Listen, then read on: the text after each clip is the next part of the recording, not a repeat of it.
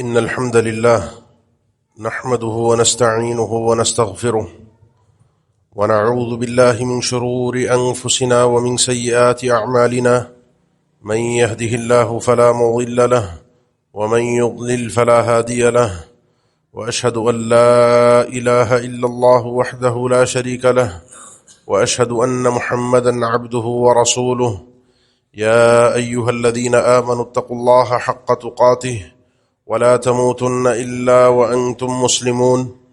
يا أيها الناس اتقوا ربكم الذي خلقكم من نفس واحدة وخلق منها زوجها وبث منهما رجالا كثيرا ونساء، واتقوا الله الذي تساءلون به والأرحام إن الله كان عليكم رقيبا. يا أيها الذين آمنوا اتقوا الله وقولوا قولا سديدا يصلح لكم أعمالكم ويغفر لكم ذنوبكم، ومن يطع الله ورسوله فقد فاز فوزا عظيما. أما بعد، فإن أصدق الكلام كلام الله، وخير الهدي هدي محمد صلى الله عليه وسلم، والشر الأمور محدثاتها، وكل محدثة بدعة، وكل بدعة ضلالة، وكل ضلالة في النار. أعوذ بالله من الشيطان الرجيم. بسم الله الرحمن الرحيم. هو الذي أخرج الذين كفروا من أهل الكتاب من ديارهم لأول الحشر ما ظننتم أن يخرجوا وظنوا أنهم مانعتهم حصونهم من الله فأتاهم الله من حيث لم يحتسبوا وقذف في قلوبهم الرعب يخربون بيوتهم بأيديهم وأيدي المؤمنين فاعتبروا یا اولی الابصار.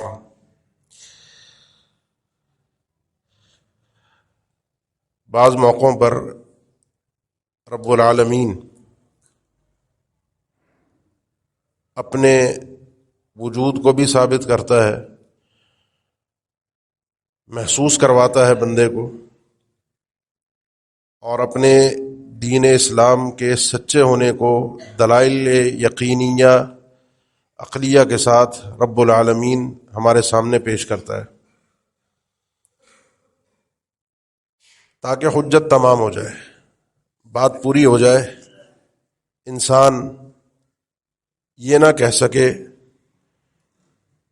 کہ انما اشرک آباؤنا من قبل وکنا ذریۃ من بعدہم، اللہ ہمیں پتہ ہی نہیں تھا، ہمارے آباء و اجداد کفر و شرک پر تھے، ہم بھی اسی پر تقلیداً چلتے رہے۔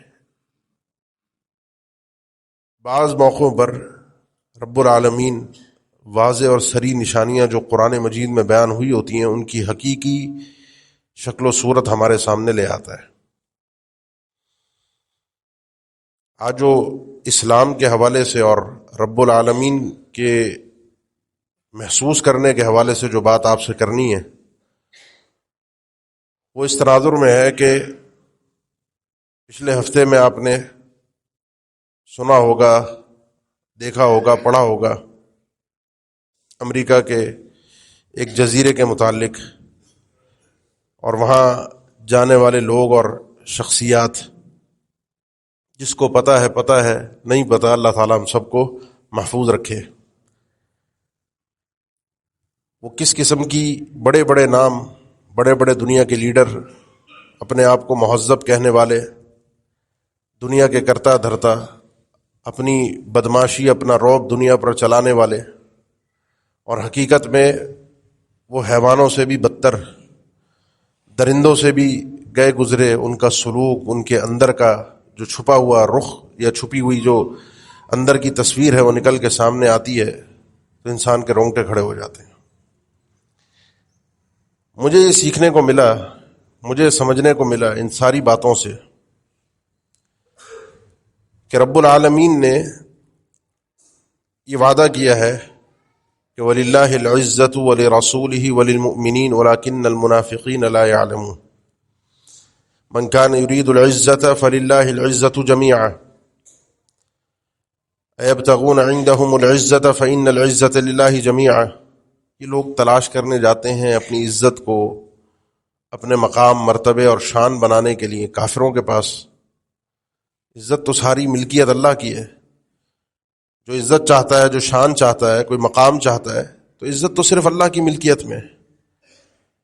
من کان یرید العزہ فللہ العزۃ جمیعا، عزت کا مالک صرف اور صرف اللہ ہے، اسی کی ہے، اور وہی اپنے بندوں کو عطا کرتا ہے۔ وللہ العزۃ ولرسولہ وللمؤمنین، وہ اپنے رسولوں کو دیتا ہے یہ عزت، یہ مقام، یہ شان، وہ اپنے مومن بندوں کو دیتا ہے۔ اور جس نے بھی ان لوگوں کے حوالے سے، اللہ کے حوالے سے کوئی شان میں گستاخی کرنے کی کوشش کی ہے، یہ آخری حد ہوتی ہے۔ اس کے بعد رب العالمین ان کو رسوا کرتا ہے، ذلیل کرتا ہے، اور عجیب عجیب انداز میں کرتا ہے۔ تھوڑا سا سنیے گا میرے ساتھ۔ ہوتا کیا ہے؟ ہوتا یہ ہے کہ پہلے رب العالمین اپنے بندوں کو آزماتا ہے، اپنے چاہنے والوں کو آزماتا ہے۔ حتی اذا استیأس الرسل وظنوا انہم قد کذبوا جاءہم نصرنا فنجی من نشاء۔ جو اللہ کے دین پر چلتا ہے، اللہ کا بندہ ہے، مومن ہے، اس کو کبھی بھی احساس کمتری کا شکار نہیں ہونا چاہیے۔ لا یغرنک تقلب الذین کفروا فی البلاد متاع قلیل ثم مأواہم جہنم وبئس المہاد۔ یہ کافروں کا دندناتے پھرنا اپنے علاقوں میں، اپنے شہروں میں، یہ ترقی، ان کی یہ شہرت، ان کی یہ ٹیکنالوجی، آپ کو اللہ کے نبی صلی اللہ علیہ وسلم دھوکے میں نہ ڈال دے۔ یہ تھوڑی دنیا کا تھوڑا سا فائدہ تھوڑے ٹائم کے لیے ہے، پھر ان کا جو ٹھکانہ ہوگا نا ہمیشہ ہمیشہ کا، وہ جہنم ہوگا، اور بڑا بدترین ٹھکانہ ہے۔ یہ ساری ترقیاں، یہ ساری اونچی اونچی عمارتیں، یہ ساری آسائشیں، یہ ساری موج مستیاں یہیں دھری کی دھری رہ جائیں گی، اینڈ بڑا خطرناک ہے۔ اور یہ بات یاد رکھیے گا، وعد اللہ لا یخلف اللہ وعدہ ولکن اکثر الناس لا یعلمون۔ اللہ کا وعدہ ہے، اللہ اپنے وعدے سے پھرتا نہیں ہے۔ واللہ غالب علی امرہ ولکن اکثر الناس لا یعلمون۔ اللہ اپنے معاملے پر، اپنے حکم پر، اپنے کرنے والے چیز پر پوری طرح کنٹرول رکھتا ہے، غالب ہے، اس کو کوئی روک نہیں سکتا۔ لیکن مسئلہ کیا ہے؟ لوگوں کی اکثریت اس چیز کو علم نہیں ہے کہ اللہ جب کسی چیز کا ارادہ فرماتا ہے، اس کو کر کے چھوڑتا ہے، اس کو کوئی روک نہیں سکتا۔ رب العالمین کے حوالے سے انسان کو کسی قسم کے شک اور شبے میں نہیں ہونا چاہیے، وہ اپنے وعدوں میں سچا ہے، وہ کر کے دکھاتا ہے۔ اب اپنے بندوں کو آزماتا بھی ہے۔ رسولوں کے متعلق ذکر فرمایا، حتی اذا استیأس الرسل وظنوا انہم قد کذبوا۔ اتنے رسول اس مقام پر پہنچ گئے کہ کوئی ساتھ دینے والا نہیں، سب نے جھٹلا دیا، مذاق اڑا رہے ہیں، عزت داؤں پہ لگی ہے، معاشرے میں حیثیت نہیں، اور اللہ کے رسول ہیں۔ جاءہم نصرنا، جب بالکل آخری وقت ہو جاتا ہے نا، کہ جب رسولوں کا بھی معاملہ یہ آ جاتا ہے، متى نصر اللہ، حتی یقول الرسول والذین آمنوا معہ متى نصر اللہ، رسول اور اہل ایمان آخر میں کہہ اٹھتے ہیں کہ کب اب اللہ کی مدد آئے گی؟ اسی وقت آتی ہے جب بالکل اینڈ ہوتا ہے، ان کی آزمائش آخری وقت پہ پہنچتی ہے۔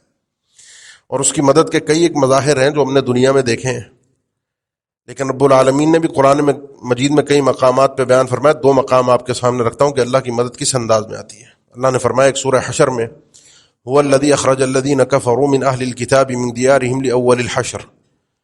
اللہ تعالیٰ نے جب ان یہودیوں کا، جب اللہ کے نبی صلی اللہ علیہ وسلم مدینہ تشریف لائے تھے، اور مدینہ کے اندر یہودیوں کے 3 قبائل ارد گرد آباد تھے، جو مدینہ کے اندر ایک عرصے سے رہ رہے تھے اور تھے نسلاً یہودی۔ ان میں بنو نذیر کا ایک قبیلہ تھا، ان کو، اور خیبر کے گرد دیگر یہودی تھے۔ اب اللہ تعالیٰ نے جو ان کے ساتھ معاملہ کیا، ما ظننتم ان یخرجوا وظنوا انہم مانعتهم حصونہم من اللہ، تمہیں بھی یہ خیال نہیں تھا، تمہیں بھی کہیں دماغ میں سوچ میں نہیں آئی تھی کہ یہاں سے ان کو نکالا جائے گا، نکل جائیں گے۔ ان کو بھی پورا یقین تھا، کس بات کا؟ انہم مانعتهم حصونہم من اللہ، کہ ان کے جو بڑے بڑے قلعے بنے ہوئے ہیں، بڑے بڑے گھر ہیں، یہ ان کو اللہ سے بچا لیں گے۔ فَأَتَاهُمُ اللَّهُ مِنْ حَيْثُ لَمْ يَحْتَسِبُوا، تو اللہ نے جب اپنا عذاب بھیجا ان کے پاس، اللہ کی جب پکڑ آئی تو وہاں سے آئی جہاں سے ان کو ہوش بھی نہیں تھا کہ یہاں سے پکڑا سکتی ہے۔ اللہ ایسے ہمیں ایسے پکڑے گا۔ اللہ نے کیا کیا؟ وَقَذَفَ فِي قُلُوبِهِمُ الرُّعْبَ، اللہ نے، دل تو اللہ کے اختیار میں ہے نا، انسان جتنی بھی دنیا کی ترقی کر لے، یہ دل کا معاملہ انسان کے اختیار سے بس سے باہر ہے۔ اللہ تعالیٰ نے ان کے دلوں میں رعب ڈالا، مسلمانوں کا ڈر، خوف، اور آج تک یقین جانے، یہ بڑے بڑے جو سورما بنے دنیا کے اندر بیٹھے ہیں، میں یہاں کوئی بھڑکیاں نہیں مارنے کے لیے آیا، میں آپ کو حقیقت بات بتا رہا ہوں، یہ اس وقت تک مسلمان ملک پہ حملہ نہیں کرتے جب تک اس سے ہتھیار چھین نہ لیں، ایک ایک میزائل اس کا ختم نہ کر دیں۔ اتنی موت کا ان کو ڈر ہوتا ہے۔ اگر ایک میزائل بھی ان کے پاس ہے یہ ضرورت نہیں کریں گے، اندر سے کھوکھلا کریں گے۔ مسئلہ میرا اور آپ کا ہے، ہم اندر سے کمزور ہیں، ہم بک جاتے ہیں، ہمارے اندر وہن ہے، ہمارے اندر موت کا ڈر ہے۔ ان کے پاس طاقت نہیں ہے، کمزوری ہمارے اندر ہے۔ اللہ نے ان دشمنوں کے دلوں میں مسلمانوں کو روب ڈالا۔ پھر انہوں نے کیا کیا؟ اپنے ہی ہاتھوں سے ان یہودیوں نے یخربون بیوتہم بایدیہم وایدی المؤمنین، اپنے گھروں کو اپنے ہاتھوں سے تباہ و برباد کیا، توڑ پھوڑ کی۔ اللہ کا سسٹم کیا ہے؟ جب اللہ پکڑتا ہے تو انسان کو اسی کے ذریعے سے اس کو تباہ کرتا ہے۔ یہ جو چیزیں سامنے آئیں، جو خبریں آئیں، وہ میں نے اور آپ نے تھوڑی چھاپی ہیں۔ سچ ہے جھوٹ ہمیں یہ بھی نہیں پتا، کیونکہ وہ ہیں مکار سارے کے سارے۔ لیکن انہوں نے بہرحال ان خبروں کو نشر کیا کہ کیا کچھ یہ کرتے تھے۔ چھوٹے چھوٹے بچوں کو کاٹ کے کھا جاتے تھے شیطان کی عبادت کرنے کے لیے۔ بڑے بڑے سورما دنیا کے جو بنے بیٹھے ہیں، ہمارے ملک کے بھی کئی لوگوں کے نام ہیں، دنیا بھر کے کئی لوگوں کے بڑے بڑوں کے نام ہیں جو اس جزیرے پر جاتے تھے شیطان کی عبادت کرنے کے لیے۔ اب وہ چھپ کر کیا ہو رہا ہے وہ اپنی جگہ ایک کہانی ہے، لیکن اللہ انسان کو رسوا کس طریقے، یخربون بیوتہم بایدیہم وایدی المؤمنین، اپنے ہاتھوں سے برباد ہوتے ہیں۔ جو نشر کرنے والے، دنیا کو بتانے والے، وہ بھی خود یہی ہیں، خود انہی کے لوگ ہیں، انہی کے کارندے ہیں۔ پیچھے کیا مقاصد ہیں، کتنا سچ ہے کتنا جھوٹ، یہ اپنی جگہ پر۔ لیکن رب العالمین جب کسی کو رسوا کرتا ہے، وہ اپنے گھر کے اندر چھپ کر کسی کونے پر بھی بیٹھا ہو، رب العالمین اس کو رسوا کر کے چھوڑتا ہے۔ یہ رب کا فیصلہ، واللہ غالب علی امرہ، کسی کو شک نہیں ہونا چاہیے اللہ کے فیصلے پر۔ دوسری چیز رب العالمین نے قرآن میں یوں بھی ذکر فرمائی، ان الذین کفروا ينفقون اموالهم لیصدوا عن سبیل اللہ، یہ لوگ جو کافر ہیں اپنے مال دبا کے خرچ کرتے ہیں، تجوریوں کے منہ کھول دیتے ہیں تاکہ لوگوں کو اللہ کے دین سے روک سکیں۔ مختلف پروپیگنڈے، مختلف طریقے، مختلف ہتھ کنڈے استعمال کرتے ہیں کہ اللہ کا دین کسی طریقے سے نہ پھیلے۔ فَسَيُنْفِقُونَهَا، یہ ویسے آیت اس ٹائم پہ نازل ہوئی تھی کافروں مشرکین کے لیے۔ اللہ نے فرمایا یہ لوگ ابھی یہ مال جو خرچ کر رہے ہیں، خرچ کریں، ثم تکون علیہم حسرہ، یہ ان کا خرچ کرنا انہی کے لیے ایک باعث شرمندگی ہوگا یہ دنیا میں۔ ثم یغلبون، دنیا کے اندر ہی یہ مغلوب ہوں گے، اللہ ان کو چھوڑے گا نہیں۔ یہ اپنا مال خرچ کر رہے ہیں تاکہ اللہ کا دین مغلوب ہو، اللہ انہی کے مالوں کے ذریعے سے، انہی کے ذریعے سے ان کو مغلوب کرے گا، یہ دنیا میں ہے۔ ثم یغلبون والذین کفروا الی جہنم یحشرون، اور پھر ان کافروں کو اللہ تعالیٰ جہنم کے اندر جمع کر دے گا، اکٹھا کر دے گا۔ دنیا کا عذاب الگ ہے، دنیا کی رسوائی الگ ہے، آخرت کی پکڑ، آخرت کا معاملہ الگ ہے۔ ایسے لوگوں کو اللہ تعالیٰ اپنے دشمنوں کو دنیا میں ہی ذلیل و رسوا کرتا ہے۔ بلکہ ان میں تو ایک ایسا بھی تھا، حقیقت حال اللہ بہتر جانتا ہے، لیکن اس کا نام تھا، 2017 میں میرا خیال ہے وہ دنیا سے گیا، سائنسدان تھا دنیا کا بڑا، لوگ اس کو پوجتے ہیں، یعنی اس کی بات کی حیثیت، اللہ اور اس کے رسول کی بات کی حیثیت سے ہمارے بہت سے جو لبرل ٹائپ کے لوگ ہوتے ہیں، یعنی سائنسدانوں کی بات، سائنٹسٹ کی بات تو ان کے نزدیک ایسی ہوتی ہے کہ اس کا احترام کیا جائے، حتیٰ کہ اگلا آنے والا سائنٹسٹ بھی اس کو غلط ثابت کر دے اس کی تحقیق کو تو بھی پچھلے کا مذاق نہیں اڑاتے۔ کبھی آپ نے دیکھا ہو کسی نے ان سائنٹسٹ کا کسی کا بھی مذاق اڑایا ہو، لیکن اللہ اور اس کے رسول کے احکامات کا دیکھیں کس طریقے سے مذاق اڑایا جاتا ہے۔ بلکہ ہم بھی شریک ہو جاتے ہیں کئی حدیثوں کا مذاق اڑانے میں، جہالت کے اندر ہماری عقل میں بات آئی نہیں، ہماری سمجھ میں چھوٹی سی ایک سمجھ ہے ہمارے پاس، اس میں بات بیٹھی نہیں، مذاق اڑا دیا، اور یہ اللہ کی بارگاہ میں قابل قبول نہیں، اللہ کے دین کا مذاق اڑایا جائے۔ تو ان سائنسدانوں کا کوئی مذاق نہیں اڑاتا ان کی غلط تحقیقات کا۔ اب وہ لاچار، معذور، ویل چیئر پہ، اللہ تعالیٰ ہم رحم فرمائے، یہ دعویٰ کر کے کیا دنیا کے اندر کہ کوئی گاڈ نہیں ہے، کوئی خدا نام کا تصور ہی نہیں ہے۔ بڑی اس کی تحقیقات ہیں، بڑی اس کی ریسرچ ہے، بڑی اس کی دنیا کے سامنے خدمات ہیں، لوگ قدر کرتے ہیں، اور وہ یہ کہہ کر گیا کہ کوئی خدا ہے ہی نہیں، اس سسٹم کو کوئی چلانے والا نہیں ہے۔ مرے ہوئے 8 9 7 8 سال ہو گئے، اللہ نے مرنے کے بعد بھی دنیا کے سامنے اس کو رسوا کر کے اپنا وجود ثابت کیا، چلا گیا دنیا سے عزت کما کے، لیکن چھوڑتا نہیں ہے رب العالمین۔ جو اللہ کا دشمن ہے، اللہ کے اولیاء کا دشمن ہے، رب العالمین کا وعدہ ہے، من عادى لي وليا فقد آذنته بالحرب، جو میرے اولیاء سے، میرے چاہنے والوں سے، میری محبت کرنے والوں سے دشمنی کرے گا، پھر اس کا مقابلہ ڈائریکٹ اللہ سے ہے۔ یہ بات بڑی قابل غور ہے۔ کبھی بھی کوئی اللہ کا بندہ ہو، اللہ کے نبی ہو صلی اللہ علیہ وسلم، کوئی بھی اللہ کا رسول ہو، اللہ کے نبی صلی اللہ علیہ وسلم کے صحابہ ہوں، کوئی بھی صحابی ہو، یہ جو حقیقی سچے واقعتاً اولیاء اللہ ہوتے ہیں. ایسا نہیں ہے کہ اولیاء اللہ ہے ہی نہیں. یہ تو جو دھوکے باز لوگ ہیں ان سے ہٹ کر ان میں سے یقین جانے کہ کسی کا مذاق مت اڑائیں. محبت نہیں ہو پا رہی ان اولیاء اللہ سے. باقی رسولوں سے تو محبت رکھنا فرض ہے. صحابہ اکرام سے محبت رکھنا ہمارے ایمان کا حصہ قرار دیا گیا ہے. تو یہ ان کا مذاق نہ اڑائیں, ورنہ رب العالمین پھر جو ذلیل کرتا ہے بندے کو وہ انسان کی سمجھ سے باہر ہے. کیسا بندہ ذلیل ہو رہا ہوتا ہے, پٹ رہا ہوتا ہے, ہم تو اس کی نشانیاں دیکھتے رہتے ہیں. لوگ کبھی صحابہ کے اوپر باتیں کرتے تھے, طنز کرتے تھے, تانے دیتے تھے. دنیا کے سامنے اللہ کس طریقے سے ان کو رسوا کرواتا ہے, کس طریقے سے ذلیل کرواتا ہے, یہ رب العالمین کے فیصلے میں اور آپ سمجھ نہیں پاتے. اپنے ایمان کی سلامتی کی فکر کیجیے. تو اس بندے کو بھی اللہ نے, اس سائنسدان کو بھی ذلیل کروایا دنیا کے سامنے, جو ایک دعویٰ کر کے کہتا خدا نہیں ہے. رب العالمین نے اپنا ثابت کیا کہ ہے, ایسا نہیں ہے. تو یہ اللہ کے قضیے ہیں, اللہ کے معاملے ہیں. اللہ کے معاملات کے اندر چھیڑ چھاڑ اچھی بات نہیں ہے. یہ وہ لوگ تھے جو, اور ہمارے بہت سے مسلمان بھی, سیدہ عائشہ رضی اللہ تعالیٰ عنہا اور اللہ کے نبی صلی اللہ علیہ وسلم پر کس کس قسم کی باتیں کرتے تھے. آپ کی شادی کو لے کر, سیدہ عائشہ کی عمر کو لے کر کس کس قسم کے انداز یہ استعمال کرتے تھے. اللہ کے نبی صلی اللہ علیہ وسلم کی جو شادیاں تھیں, 9 بیویاں آپ کی ایک وقت میں رہیں, آپ کے کردار پر کس کس قسم کی باتیں کی جاتی تھیں. آج جب ان کے آقاؤں کا, ان بدبختوں کا, ان بھیڑیوں کا, ان درندوں کا کردار سامنے آیا ہے دنیا کے, رونگٹے کھڑے ہو جاتے ہیں یقین جانے. یعنی درندہ شرم آ جائے, حیوانیت شرم آ جائے ان کے اس کردار کے اوپر. لیکن دنیا خاموش ہے, کوئی مذاق نہیں اڑائے گا, کوئی مذاق نہیں اڑائے گا ان کا. مذاق اڑانے کے لیے ان کو کون ملتا ہے؟ قل اب اللہ وآیاتہ ورسولہ کنتم تستہزئون. تمہیں اللہ, اس کا رسول, اللہ کی آیات, اللہ کا دین ملا ہے تماشا اور مذاق بنانے کے لیے. یہ بارگاہ الہی میں چیز قابل قبول نہیں ہے. رب العالمین کے اپنے فیصلے اور وہ اٹل ہیں, اس لیے اپنے اللہ پر ایمان مضبوط رکھا کریں. کبھی بھی اپنے دین پر, اسلام پر احساس کمتری کا شکار نہ ہو. کبھی بھی ان لوگوں کی, کافروں کی ترقی سے, ان کے دنیا میں آگے بڑھ جانے سے مرعوب نہ ہو. کبھی بھی احساس کمتری کا شکار نہ ہو. کبھی بھی اپنے اسلام کو چھپائے نہیں. آپ نے اللہ کا کلمہ پڑھا ہے, وہ مالک الملک ہے, اس دنیا کا پورا کنٹرول اس کے پاس ہے. آپ اپنا میں اور آپ اپنا ماتھا اس کے سامنے جھکاتے ہیں, اپنا سر اس کے سامنے زمین کے اوپر رکھ دیتے ہیں. یہ اللہ کی عظمت ہے, اللہ کی شان ہے, اللہ کی تعظیم ہے. یہ مجھ پر اور آپ پر فرض ہے. جب یہ کام کرتے ہیں تو اللہ پر بھروسہ بھی کیجیے. اللہ اپنے دین کو غالب کرنے والا ہے, کوئی اس کو روک نہیں سکتا. دوسری چیز مجھے یہ سمجھ میں آئی جو اللہ کے فیصلوں میں, قرآن مجید میں احکامات کے اندر موجود ہے, جو رب العالمین کے اٹل فیصلوں میں سے ہے, وہ یہ ہے کہ رب العالمین فحاشی کو پسند نہیں کرتا, بغیرتی کو پسند نہیں کرتا. انہوں نے تو بغیرتی کی انتہا کر دی.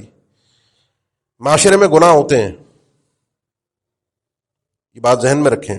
بدکاری کی سزا کو ثابت کرنے کے لیے کوئی اگر دعویٰ کرے کہ کسی شخص نے گناہ کیا ہے, اسلام میں ایک واحد یہ معاملہ ہے جس کے لیے 4 گواہ آنکھوں دیکھے انسان کو پیش کرنے. 4 گواہ, 4 سے کم قابل قبول نہیں ہے. باقی ہر مسئلے میں 2 گواہ, اس مسئلے میں 4 گواہ. اور یہ گناہ بھی بہت ہے, کم نہیں ہے. مسئلہ کیا ہے؟ مسئلہ یہ ہے کہ گناہ ہو جانا چھپ کر بند کمرے میں ایک الگ چیز ہے, وہ گناہ ہے. رب العالمین اور بندے کے مابین ہے, اب فیصلہ رب نے کرنا ہے. لیکن معاشرے کے اندر ان چیزوں کا تذکرہ ہونا, ان باتوں کا پھیلنا, لوگوں کے ذہنوں میں خیالات کا آنا, لوگوں کے ذہنوں میں تصورات کا آنا اس فحاشی کا, یہ قابل قبول نہیں ہے. اس میں شریعت بھی ہے, اس میں فطرت بھی ہے. دیکھیں آدم علیہ السلام اور ان کی بیوی جب جنت میں تھے, ابلیس نے اپنا پورا آخری زور لگایا, وَقَاسَمَهُمَا إِنِّي لَكُمَا لَمِنَ النَّاصِحِينَ فَدَلَّاهُمَا بِغُرُورٍ. قسمیں اٹھا کے ان کو یقین دلایا کہ میں تمہارا خیر خواہ ہوں, میں تمہارا خیر خواہ ہوں. یہ ابلیس کہہ رہا ہے.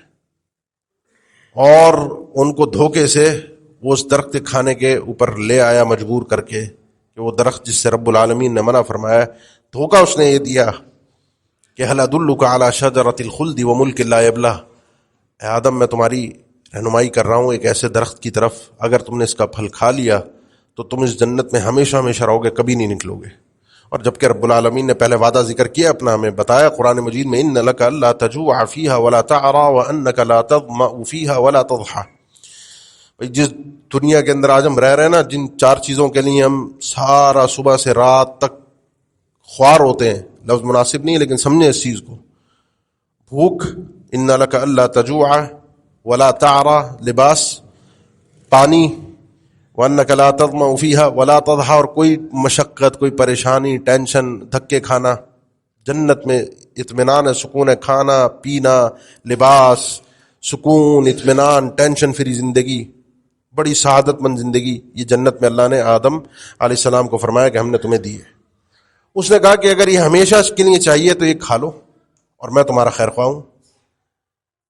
فلما ذاق الشجرة بدت لهما سوآتهما وطفقا يخصفان عليهما من ورق الجنة.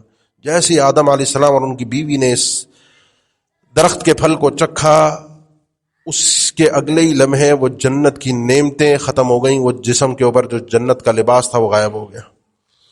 اب تھے دونوں میاں بیوی، لباس غائب ہو گیا، تھے میاں بیوی. اللہ نے ہم انسان، یہ ہمارے ماں باپ ہیں دونوں، ان کے اندر سے سارا ہمارا سسٹم چلا ہے. جو ان کی فطرت اللہ رب العالمین نے بنائی وہ ہمارے اندر ہے. ان دونوں نے حالانکہ میاں بیوی تھے لیکن فوراً اپنے جسم کو چھپانے کے لیے جنت کے پتوں کا سہارا لیا. لباس تو چلا گیا لیکن انسان بے لباس نہ کھڑا ہو، چاہے میاں بیوی ہے. یہ ہماری فطرت تھی، لیکن اللہ تعالیٰ نے اس کے احکامات بھی قرآن مجید میں دیے، بڑے واضح الفاظ میں، بڑے ایسے انداز میں کہ ان چیزوں کا تذکیر، تلقونه بألسنتکم وتقولون بأفواہکم ما لیس لکم بعلم وتحسبونه هینا. بھائی کسی کے ساتھ یہ معاملہ ہے، کسی کے ساتھ یہ گناہ ہوا ہے تو بات نہیں کر سکتے. آپ اور میں ان چیزوں پہ تبصرہ نہیں کر سکتے. تبصرہ اگر کریں گے تو 4 گواہ پیش کرنے پڑیں گے. محفل یہ باتیں ہونی نہیں چاہیے. اس قسم کی باتیں محفلوں میں اللہ کو پسند نہیں ہے. یہ بغیرتی اور فحاشی کی گفتگو اللہ کو پسند نہیں ہے. رب العالمین کی شدید ناراضگی ہے اس چیز پر. اسی لیے رب العالمین نے فرمایا ان الذين يحبون ان تشيع الفاحشة في الذين آمنوا لهم عذاب الیم في الدنيا والآخرة والله يعلم وانتم لا تعلمون. جو یہ چاہتا ہے، پسند کرتا ہے، وہ چاہے مومن ہو، مسلمان ہو، کافر ہو، لیکن اس کی خواہش ہے دل کی، کر نہیں رہا، کہہ نہیں رہا، لیکن چاہتا ہے کہ معاشرے میں بے غیرتی پھیل جائے، بے پردگی عام ہو جائے. عورت کو اللہ نے پردے کا حکم کس لیے دیا ہے؟ ان درندوں کی، ان بدبختوں کی جو عورت کے حوالے سے بڑے فکر مند رہتے ہیں دنیا بھر کے اندر، کبھی کس ملک میں ٹانگ اڑاتے ہیں، کبھی کس ملک میں کہ عورت کی آزادی پر انہوں نے پابندی لگائی ہوئی ہے، عورت کو آزاد کیا جائے، عورت کو آزاد کیا جائے. یہ کمبخت چاہتے کیا ہے؟ دیکھیے اب ان کا رخ، ان کی اصل تصویر دیکھیے. یہ کمبخت درندے اور بھیڑیے ہیں، یہ عورت کو آزاد کرنا نہیں چاہتے، یہ معاشرے میں بےغیرتی اور فحاشی چاہتے ہیں.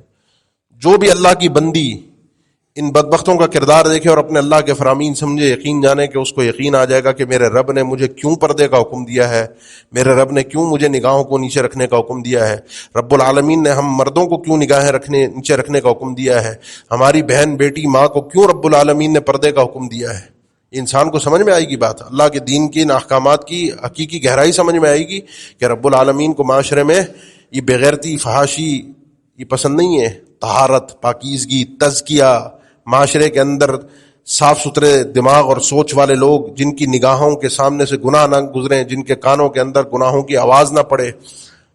جو یہ چاہتا ہے کہ معاشرے میں ایسا ہو جائے، پھیل جائیں یہ چیزیں، لہم عذاب علیم فی الدنیا والآخرہ. ان کے لیے بڑا درد دینے والا، بڑا تکلیف دہ عذاب ہے، دنیا کے اندر بھی اور آخرت میں بھی. ان کو چھوڑے گا نہیں رب العالمین. کچھ گناہ ایسے ہوتے ہیں جن کی سزا دنیا میں ہو جائے تو آخرت میں معافی ہے.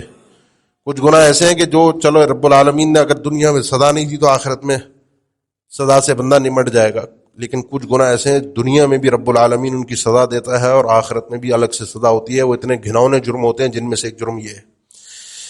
ان لوگوں نے چاہا کہ معاشرے کے اندر یہ سب کام کریں، لیکن ہمیں معاشرے کو سمجھنا چاہیے کہ ان کمبختوں کا، ان ہٹ دھرم لوگوں کا، یہ ہمارے خیر خواہ نہیں ہیں، یہ ہمارے چاہنے والے نہیں ہیں. لہذا اپنے اور اپنی نسلوں کی حفاظت کے لیے ان چیزوں کو اچھی طرح سمجھیں، ان سارے ذرائع کو، ان طریقوں کو، ان معاملات کو سمجھیے کہ جن کے ذریعے سے میرے اور آپ کے اندر حیا کی کمی ہوتی ہے، بے حیائی پھیلتی ہے. میرے دماغ میں، میری سوچ میں، میری نگاہوں میں، میرے کانوں سے، میری زبان سے جو بھی چیز حیا کو کم کرنے والی ہو، یہ سمجھ لیجیے اللہ اور اس کے رسول کے احکامات کے خلاف ہے. کوئی بھی چیز ہو، وہ کوئی سوشل میڈیا کی کوئی ویڈیو ہو، کوئی ریل ہو، کوئی مذاق ہو، کوئی تفریح ہو، کوئی ویسے ہی آسانی والی کوئی چیز ہو، کوئی بھی معاملہ ہو، یہ آہستہ آہستہ کا وہ زہر ہے جو میرے اندر اور میری اگلی نسلوں کے اندر اتر رہا ہے، جس کی مجھے پرواہ بھی نہیں ہے۔ 20-25 سال کا عرصہ ہے، دنیا بھر کے اندر ایسا ہوا ہے، صرف ہمارے ملک کا حال نہیں ہے۔ 25 سے 30 سال کے اندر اندر جو پردے تھے، جو برقعے تھے، جو سر ڈھانپنا تھا، آہستہ آہستہ آہستہ آہستہ کر کے ماحول کہاں تک پہنچ گئے، یہ سب کچھ آپ مجھ سے اچھی طرح جانتے ہیں، مجھ سے زیادہ آپ کو پتہ ہے۔ اس لیے اللہ کے لیے اپنے اور اپنے معاشرے کی فکر کیجئے، کیونکہ ان چیزوں کے بعد اللہ کا عذاب آتا ہے، دنیا میں بھی اور آخرت میں بھی۔ نہ چاہیں، دل سے محبت نہ کریں، اپنے لیے، اپنی نسلوں کے لیے حیا کی، با حیا کردار کی فکر کریں۔ مجھے بعض جگہوں سے بعض لوگوں کا پتہ چلا، اللہ عالم، پتہ چلا جو خود کہ بیٹی پردہ کرنا چاہ رہی تھی، بیٹی برقع نقاب، اور ماں یہ چاہ رہی تھی کہ بیٹی میری پردہ نہ کرے، ابھی رشتہ آئے گا، رشتے کی عمر ہے تو یہ ابھی سے پردہ کرے گی، کوئی اچھا رشتہ ملے گا نہیں، کوئی باہر کا، امریکہ کا، یورپ کا، آسٹریلیا کا کوئی رشتہ آنا چاہیے، کینیڈا کا، تو برقعے والی، پردے والی تو کوئی لے گا نہیں۔ ماں نے اپنی بیٹی کا پردہ اور برقع اتروا دیا۔ جہاں ماں ایسی ہو تو وہاں سوچیں کیا سوچ کے، کس ذہن سے، کیا چاہ رہے ہیں ہم۔ بعض موقع پر تو ہوتا ہے ماں باپ چاہ رہے ہوتے ہیں، بچے نہیں کرتے۔ یہاں تو معاملہ الٹا ہے، اور یہ ہمارے ارد گرد کے ماحول کے اندر یہ چیزیں پھیلی ہوئی ہیں۔ لہذا للہ فی اللہ ان چیزوں کو ہلکا مت سمجھیں، ان چیزوں کو آسان مت سمجھیں۔ یہ اتنی معمولی چیزیں نہیں ہیں، اللہ کے غضب کو دعوت دیتی ہیں، اللہ کے غضب کو، اس کے ناراضگی کو بلانے والی چیزیں ہیں۔ ان چیزوں کو ہلکا مت لیں، اپنے ایمان کی فکر کریں۔ آخری چیز جو اس حوالے سے میں ذکر کرنا چاہوں گا وہ یہ تھی کہ یہ کچھ لوگوں کے گناہ تھے سال ہا سال پہلے کے کیے ہوئے، سال ہا سال پہلے کے کیے ہوئے، ختم ہو گئے، چلے گئے، کچھ دنیا سے چلے گئے، کچھ موجود ہیں اس وقت، بڑے مہذب بنے ہوئے ہیں، عزت دار لوگ بنے ہوئے ہیں، وائٹ کالر والے۔ لیکن ایک بات تو سمجھ میں آ گئی، وما کان ربک نسیہ، آپ کا پروردگار بھولتا نہیں ہے، بھولنے والا نہیں ہے۔ آپ کے پروردگار نے ایک ایک چیز کو شمار کر کے رکھا ہے، ایک ایک چیز کا حساب ہے اس کے ہاں۔ تو ان کو تو رب العالمین نے کیا رسوا، جس طرح کیا، جو بھی تھا۔ آخرت کا معاملہ اللہ کے سپرد ہے۔ ان میں جو بدبخت، کمبخت، مزید عذاب ہے ان کے لیے جو بے غیرتی اور فحاشی اور بے حیائی پھیلانے والے ہیں، ان کو رب العالمین کا فیصلہ ہے۔ رب العالمین نے ان کو، یہ رب کے تدبیریں ہیں، ہم سمجھتے نہیں ہیں۔ میں نے وہی کہا نا، یخربون بیوتہم بایدیہم وایدی المؤمنین، یہودیوں نے اپنے گھروں کو ایسے ہی تو اپنے ہاتھوں سے نہیں توڑا اور خراب کیا، جو گھر بنائے تھے خود ہی توڑ کر گئے۔ یہ رب العالمین کی بڑی تدبیریں ہوتی ہیں جو میں اور آپ سمجھ نہیں پاتے کہ کس طریقے سے اللہ تعالیٰ کس کو کب کہاں رسوا کر دے۔ اب مسئلہ ایک یہ بھی ہے کہ تنہائی تو میری اور آپ کی بھی ہے، صرف تنہائیاں ان کی تھوڑی تھیں جو دنیا سے چلے گئے تھے، کسی ایک جزیرے پر گئے۔